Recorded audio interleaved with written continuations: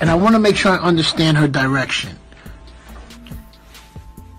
The lyrics are so simple for Cardi B's songs. To know that you didn't even write that is like, is that no, not sad. Don't do that. Don't do that. No shit. No shit. But did that bother you as well, Jeff? That bothered you? Disappointing. Disrespectful. Disrespectful, bro. That's my problem. If those rhymes that now with a ghostwriter, she's not touching Nicki. No. What is she touching without a ghostwriter? Oh, I don't think we want to. Are we? That's the. This I can't stand rappers who don't fucking write they shit and front. Don't fucking front if you don't write. I hate that. I hate that shit, man. Well, she did front. Don't you hate that? You hate that, right, Jeff? Fuck that shit. Absolutely. And Cardi's consistently getting somebody else to write her shit.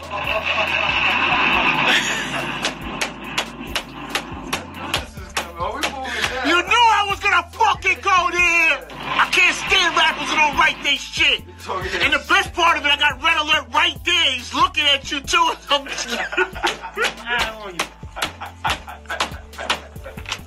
Wait a minute, we up to like 2,000. Let me damn, we lit. Wait, all right, what time? I got like 4 more minutes before we close out the big show. What have we learned today, boys and girls? Write your own shit. And when the shit gets funny, don't go on the gram and turn your comments off. Oh, that's hurting yourself ASAP. Don't fire your management as soon as you get to the right place. This is some shitty shit, man. I'm just keeping it a buck on it's my opinion. All right, Mr. TALIAFERRO TV, how's everybody doing? So I think there's like 2 things going on, but I do want to say this. Cardi B is from the Bronx, right? She comes from nothing. And anyone that comes from nothing, you know how important it is to have something because you're providing for your whole family, right? If you come from nothing, money, I believe people who come from nothing spend money a little bit more wisely than people who've already had it. That's just my opinion. Nevertheless, side note real quick, I got to do a better job on my social media. So follow me on Twitter, Instagram, all at itsmrtaliaferro. Please follow me on Twitter, Instagram, at itsmrtaliaferro. I'm sorry, I'm not the good person at branding my social media.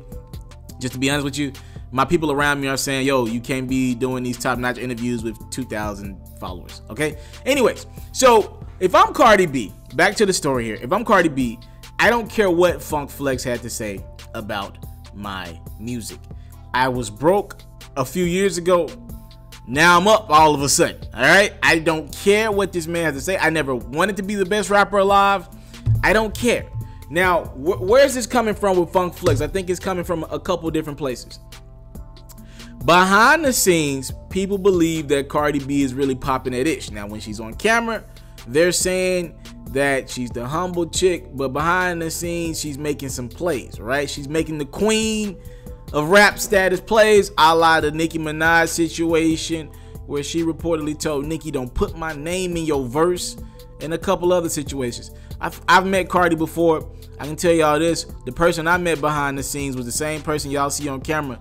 Seems like a down-to-earth person. But Funk Flex, you know, he doesn't really, he doesn't play that game of fake with any rapper, right?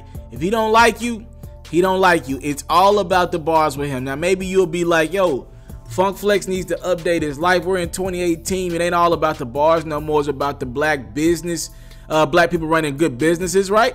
And now rap has entered that pop space. So we're at that kind of that conundrum of how do you keep it real and keep it real rappy, right? When it's better for you to become like this pop star who might not write all your bars, right? You might have a ghostwriter, which is Cardi B's situation. She has a ton of writers. The Life of Party guy is one of the top writers for her. He was on Bodak Yellow. He was on her new single, Be Careful, right? And a couple other records on the project, her debut album, which is #1 in the country. So Funk Flex is like, yo, you popping that itch behind the scenes, you got to write, Cardi. And I don't know where I side with this because I get both sides of it. Funk Flex is like, yo, this is what you came up with. These are the bars that you and your team came up with. They're pretty simplistic. I honestly believe simplistic sells in 2018, no matter what. You know what I mean? I just think we're in a simplistic era with rap music. People don't want complex rap anymore in the mainstream light. So I kind of take it there. And Cardi's like, yo, Funk Flex, I'm not your everyday rapper. I never told you guys I wanted to be the best rapper in the world. So you can see both sides of it. I will say this. I find it very ironic that Funk Flex went on his live after Hot 97 had their list together for that Summer Jam, that initial announcement. Now, I know they got a couple more artists to name, but there's a reason why I used Offset in my title. I wasn't clickbaiting you guys with this. There's a reason why. I noticed that the Migos were on that Summer Jam stage last year. They're not on the lineup this year. Again, that could change, but it looks like they're not going to be on the lineup. It looks like Hot 97 is going more retro with Lil Wayne. It looks like for their down south presence, they're going to go Wayne and maybe one other down south artist. It likely won't be the Migos. So I'm thinking to myself, it's interesting. Cardi B wasn't on that announcement for Summer Jam either.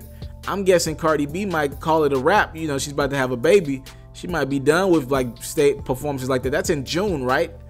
So I'm thinking to myself, it's pretty ironic that Funk Flex apologizes to Nicki Minaj, right? In another video that I'm going to do later this evening, check it out. He apologized to Nicki and he clowned Cardi B for not writing. And he knows Cardi's tied to the Migos. He called out Cardi for getting new management. That's QC. You know, that's a direct shot at the Migos. Why would Funk Flex do that? That's a bad business thing to do. And Funk Flex does do a lot of things where it might be good for the culture, but it's bad for the business. He's running that Hot 97. So I'm thinking Funk Flex wouldn't have said anything about Cardi B if not for him not only not having the Migos and Cardi on that Summer Jam set, but also he's apologizing to Nicki and Hot 97, like I reported on the video yesterday, they just ended their beef with Lil Wayne over the Nicki situation a few years ago. I'm thinking this might be a little politicking here from Funk Flex. Siding with Nicki, who you've notoriously clowned for her raps. Now you big up in Nicki in her verses. Now you dissing Cardi. This might be a little political play as well. Again, I've seen so much in my last couple years and heard so many stories behind the scenes when I'm giving you these videos. People and managers in my DMs telling me the real, and agencies and PR companies. Nothing surprised me. You'd be surprised the lengths that people, DJs, rappers, they're going to paint these narratives. And this could be that situation right here with Funk Flex. That's my deep dive. Nevertheless, Funk Flex calls out Cardi B. He says the bars are simplistic at best. And he said it's crazy as hell to know that even with those simplistic bars, you ain't even write that. Funk Flex calls out Cardi B for not writing her own bars. What y'all think? Talk to me in the comment box below. Please subscribe to my platform for more exclusive quality content like this. What you think about Cardi B's new album, by the way, Privacy, Invasion of Privacy, right? It's the #1 album in the country, over 260,000 first week. What did you think about the album? Me personally, I really liked the album. That's my opinion. I thought the album was good. And I don't compare Cardi on that lyrical side of things. I know she's not going for that lane. She's a pop star. Again, you can talk to me in the comment box below. Does a pop star who's a black artist have to rap? That's a really good question, because we're headed in that space in the future. I'm out. I want to salute you, homie, you know, for building your own thing and doing your own thing, creating your own platform, your own website. I got one life to live out my dreams, and I'm giving this thing all I got. I interview celebrities. I talk sports. I represent the culture. Right now you're turning up on itsmrtaliaferro.com, shawty.